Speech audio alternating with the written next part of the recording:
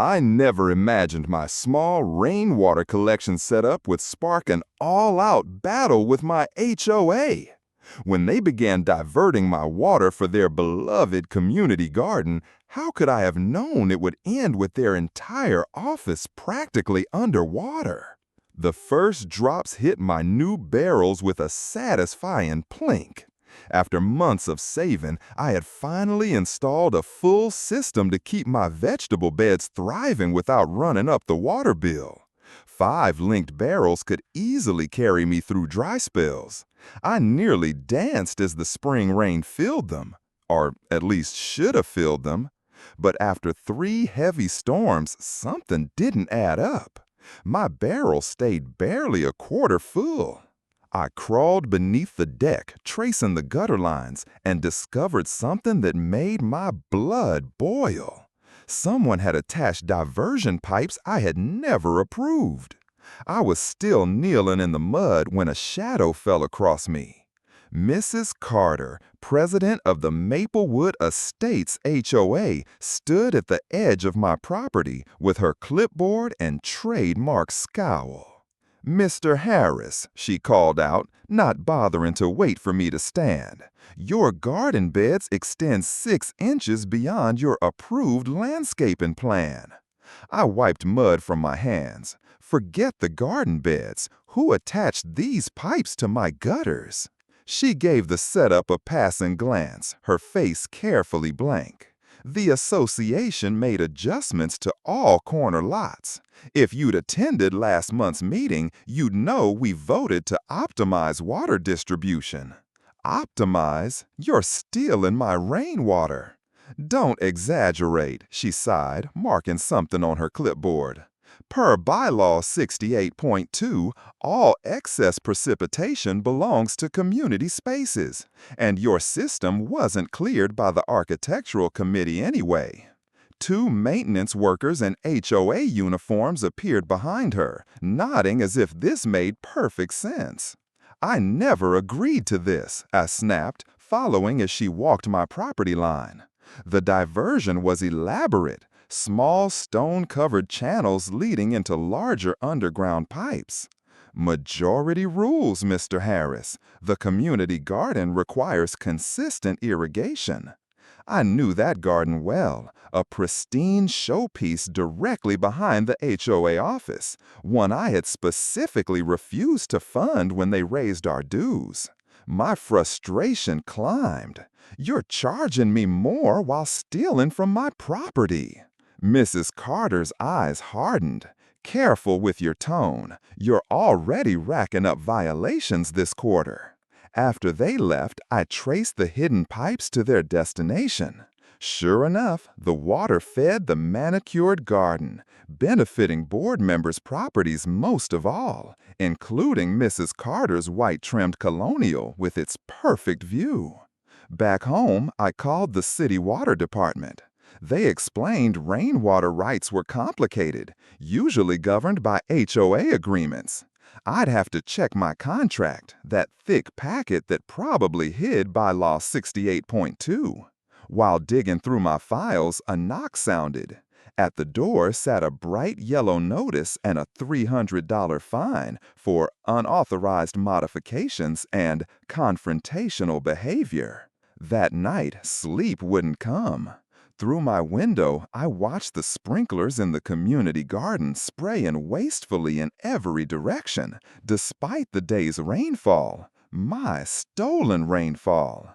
My phone buzzed. A text from my neighbor Daniel. "Saw Carter at your place. You okay?"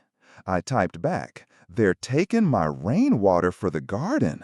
His reply came fast. "Not just yours. Come by tomorrow. Bring your HOA contract." The next day, Daniel's dining table disappeared under maps, bylaws, and drainage plans. He had fought the association last year over solar panels and won. "Look," he pointed at section 68.2, "this was added without proper notice. Technically, it isn't binding." "Can we fight alone?" asked. "Hard, but we're not alone. Martha, 2 streets over, she's a retired hydraulic engineer. She's been documenting their tricks for years. That afternoon, Martha's kitchen turned into a war room. At 75, she still had fire in her eyes as she spread diagrams across the table. They're not just taking your water, she explained, showing colored lines across a neighborhood map. They've built an entire underground network diverting runoff from at least 6 homes to feed their garden and that ridiculous decorative pond. Daniel tapped the map, and guess who benefits most? All 5 board members' properties, front row access and views. Martha nodded grimly. They've been doing this for years. Remember the oak tree removal, the playground relocation?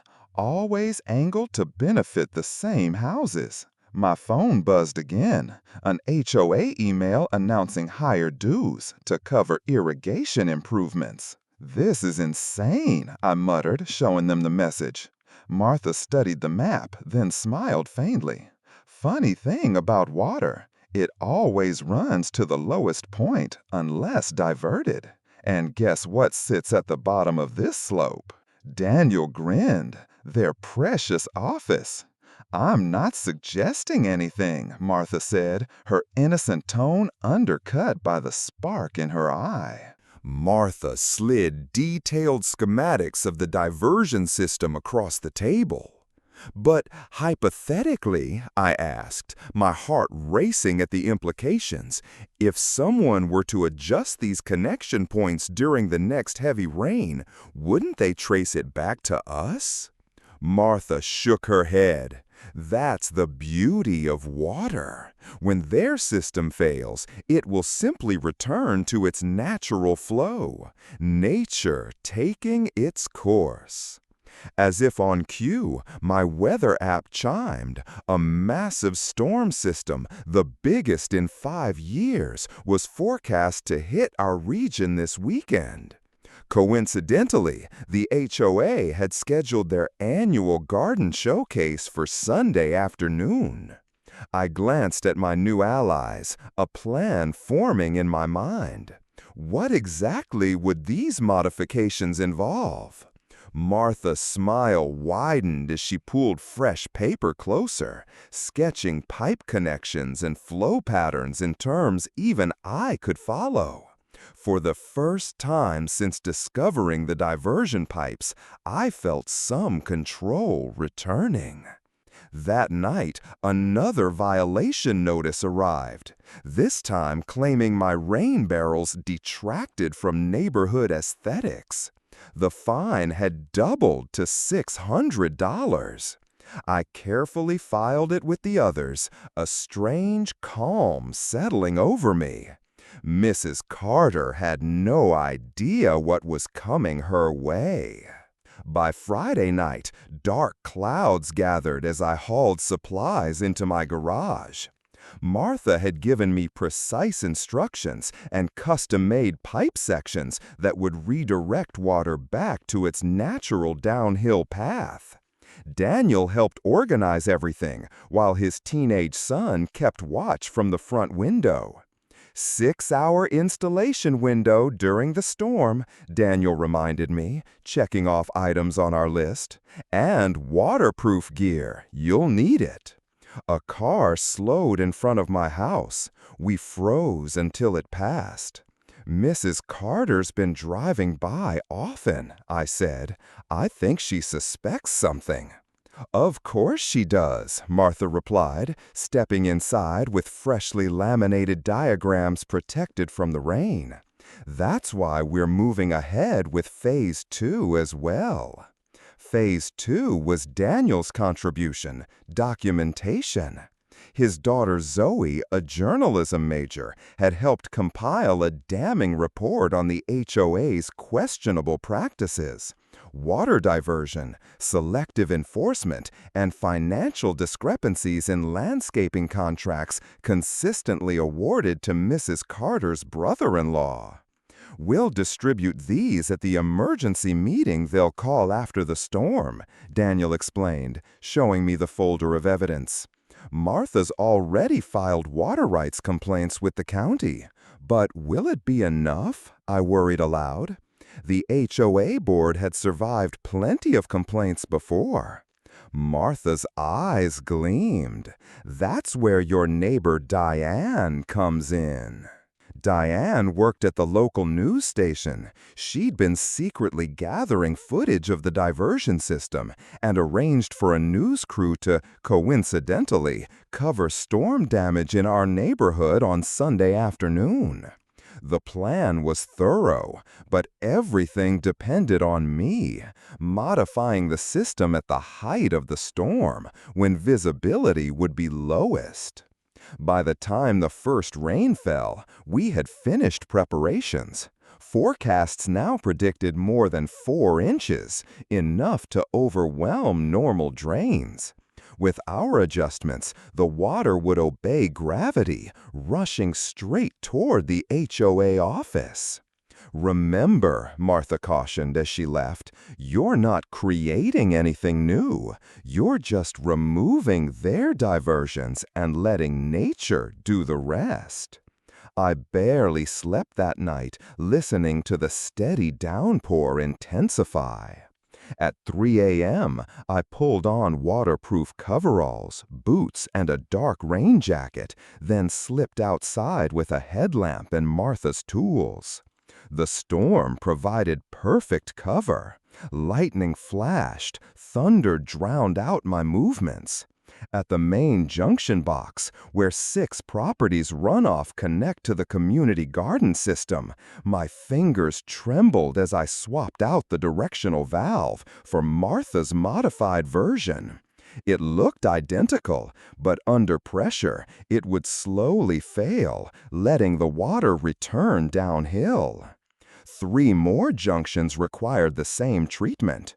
Water was already pooling around my ankles as I finished the last one near the property line. Suddenly, headlights swept the street. I killed my lamp and flattened myself against the shrubs. Mrs. Carter's SUV crawled past, wipers struggling against the downpour. She seemed to be patrolling, even in the storm. Only after she disappeared did I finish the final connection and return to my garage, heart hammering. By dawn, the storm was at full force. From my window, I watched water moving exactly as Martha had predicted. No longer feeding the community garden, it surged toward the lowest point in the neighborhood, the HOA office. I brewed coffee and checked a security feed I'd set up on the street. At 8:17 a.m., Mrs. Carter's SUV splashed through what was now a rushing stream. She parked at the office and stepped out, immediately sinking ankle-deep in swirling water. The look on her face as she waded to the door was everything I had hoped for. Through binoculars, I saw her fumble with her keys and shove the door open, only to be met by a wave spilling out from inside. Within half an hour, her frantic calls had summoned the entire board.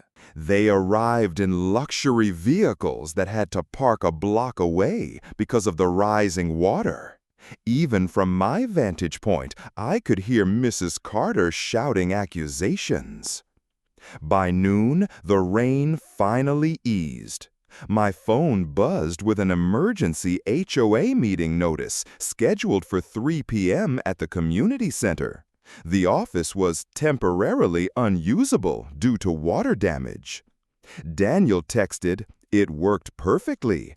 Diane's news van is already filming flood damage on Oak Street." Martha added, "Bring your violation notices and checkbook records. Showtime." When I arrived, the community center was packed.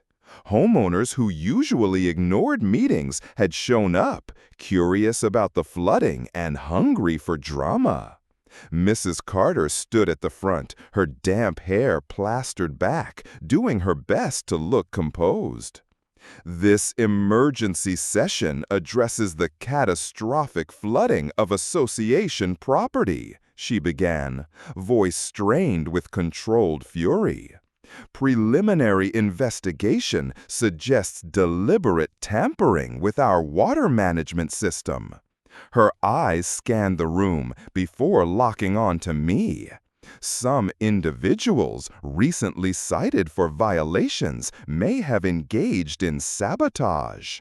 Whispers rippled through the crowd, but I kept my expression neutral. This is clearly a targeted attack, she continued, pointing at soggy papers spread across a table. Our insurance requires a police report for vandalism claims. Just as she raised her finger toward me, Martha stood from the front row. "Actually, Mrs. Carter," she said clearly, "I've brought evidence that might interest everyone here." Rain pounded the pavement like a drum as Daniel and I huddled beneath his garage overhang. Rivers ran along the curbs. Perfect conditions. I pulled my raincoat hood tighter. Martha's modifications were ready. Daniel patted his waterproof bag, 6 redirector valves, and the master control switch. Once they're in, gravity does the rest. My chest tightened with adrenaline as we slipped between houses, the storm covering our movements. At the first diversion pipe, hidden behind my azalea bushes, Daniel worked quickly, steady despite the downpour. He swapped out the HOA's illegal valve with Martha's modified version. "Remember," he said, "we're not making anything new. We're just undoing their system and letting water flow naturally." We moved house to house according to Martha's map. Old Mrs. Jameson's property was tricky. The HOA had hidden their pipes beneath her prized rose bushes. Lightning cracked overhead as we carefully worked around them. "Last one," Daniel announced at the 6th property. "Once I flip this master switch, the whole system reverts to natural drainage." I hesitated. What if we're caught? "Do you want your water back or not?" His eyes gleamed. The switch clicked softly, belying the weight of the act. "Now we wait," I said. That night, sleep never came. I pictured water surging, pooling, finding its way downhill, straight toward the HOA office at the lowest point in Maplewood Estates. When dawn broke unusually bright, neighbors gathered at the end of the street, pointing and talking excitedly. Coffee in hand, I joined them.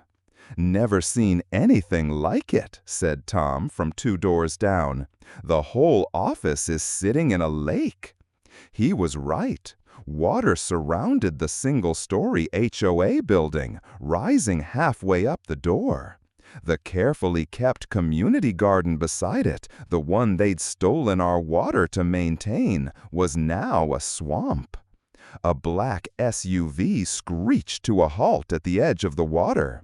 Mrs. Carter stepped out, her designer boots sinking into the flooded pavement before she realized the depth.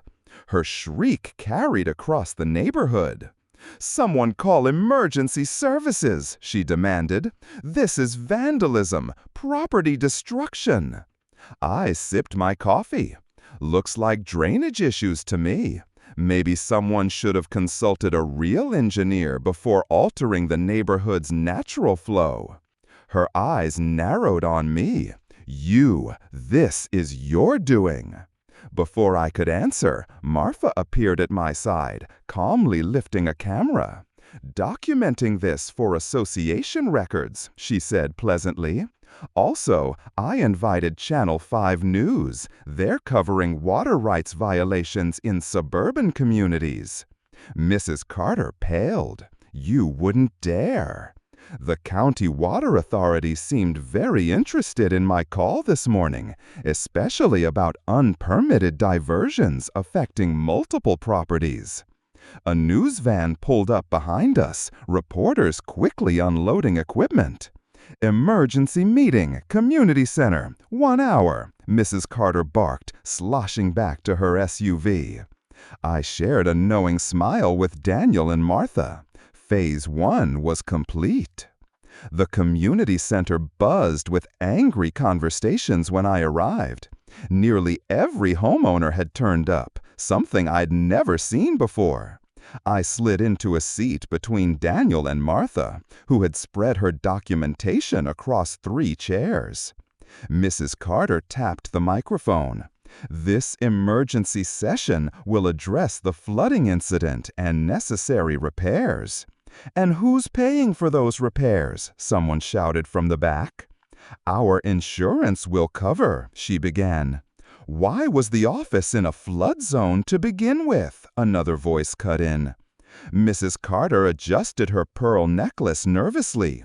Natural drainage patterns. Which you altered, Martha interrupted, rising to her feet. The room hushed.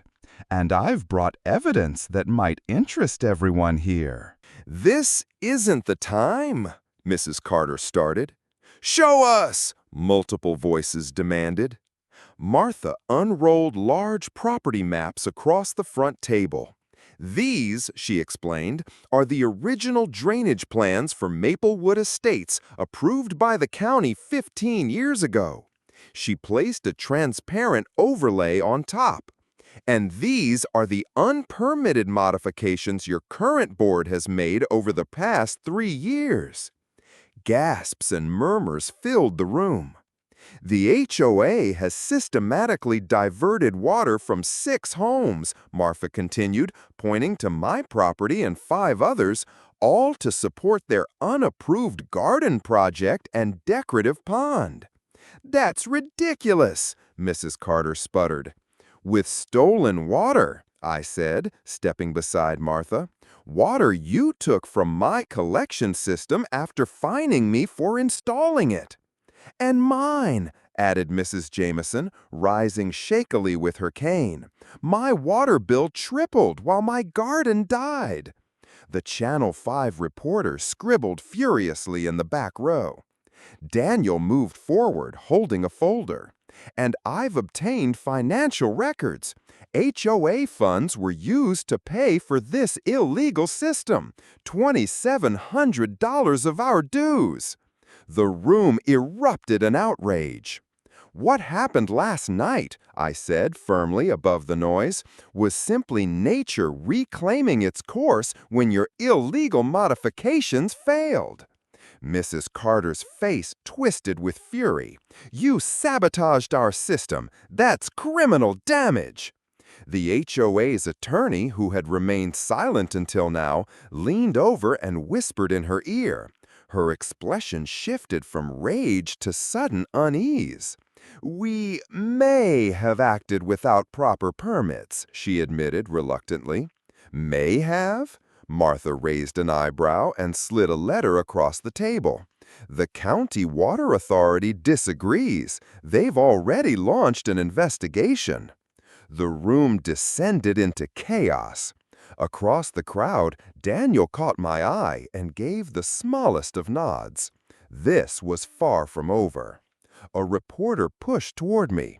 Sir, would you say this represents a growing trend of HOA overreach in your community? I smiled, knowing my words would air that evening. I just wanted to collect rainwater. I never expected to uncover a flood of corruption. 48 hours after the flood, my doorbell rang at 7:15 a.m. 2 men in suits stood on my porch, badges in hand.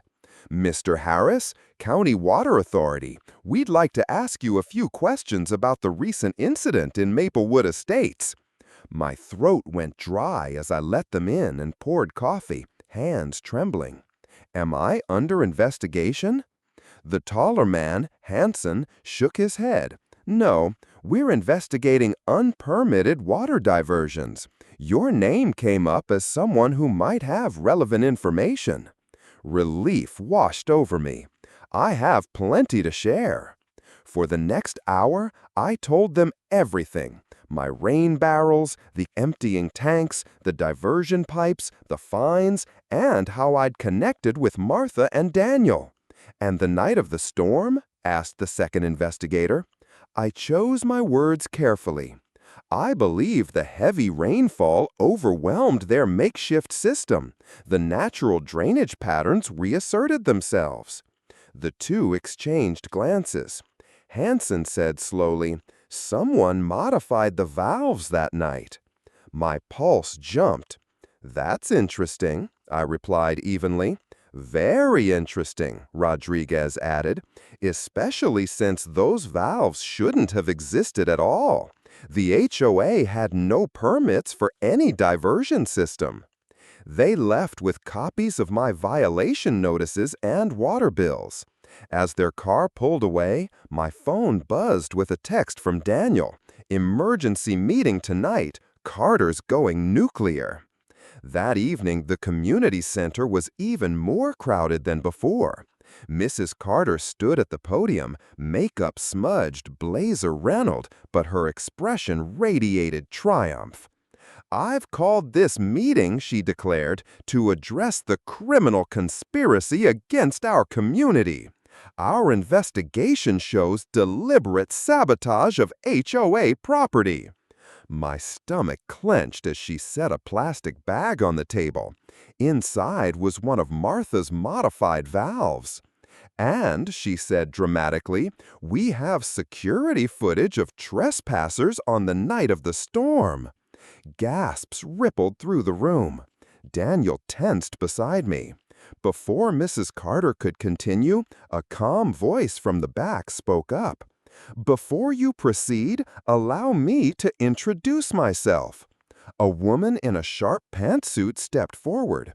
"Diana Fuller, Assistant District Attorney for the county. My office received some very interesting documentation yesterday." Mrs. Carter's confident smile faltered. "This is a private HOA meeting concerning criminal activity." "Which makes it my business," Fuller interrupted firmly. She turned to address the crowd. "My office has reviewed evidence of illegal water diversion, misuse of HOA funds, and falsification of records by your current board." She placed a thick folder on the table. "Here are cease and desist orders for all board members. HOA accounts are frozen pending investigation." "You can't do that," Fuller sputtered. "Actually, I can," Fuller said coolly, "especially given the 37 homeowner complaints my office received." I blinked in surprise. Martha, sitting across the room, winked at me. "As for the so-called vandalism during the storm, any adjustments made to an already illegal system count as removal of an unpermitted structure. No charges can be filed." The room erupted in cheers and applause. Mrs. Carter seized the microphone, her voice desperate. "This community needs leadership. Without us, property values will collapse." "Perhaps," said a steady voice from the back, "it's time for new leadership." Heads turned as Mr. Kaplan, from the end of my street, approached the podium. The retired judge commanded instant respect.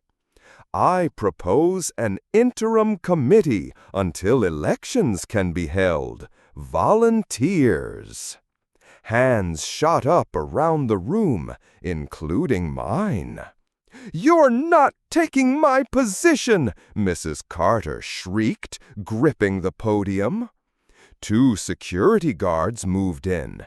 "Ma'am, we need to vacate and secure the HOA office under the district attorney's orders." As they escorted the board out, someone began a slow clap that built into thunderous applause. 3 weeks later, I unlocked the newly renovated HOA office, now reopened as the Maplewood Estates Community Resource Center. Martha bustled in, her arms full of plants. "The Community Garden Committee sent these. They're thriving now that everyone's contributing properly." Daniel arrived next with his laptop. Water usage reports are in. We're down 30% since implementing the neighborhood-wide collection system. I smiled, watching neighbors filter in for our first official meeting. The interim committee had worked tirelessly to rebuild trust. Tonight, we'd vote on new bylaws centered on sustainability and fairness. Quite a difference from when we started, Daniel observed. A familiar SUV pulled into the parking lot. Mrs. Carter stepped out, subdued in casual clothes rather than her usual power suits. "Trouble," Daniel muttered. "Let's see," I replied, stepping outside. She approached cautiously. "I came to return this."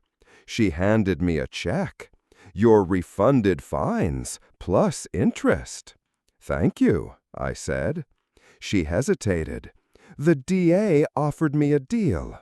Community service instead of charges, if I cooperate with the investigation into board misconduct."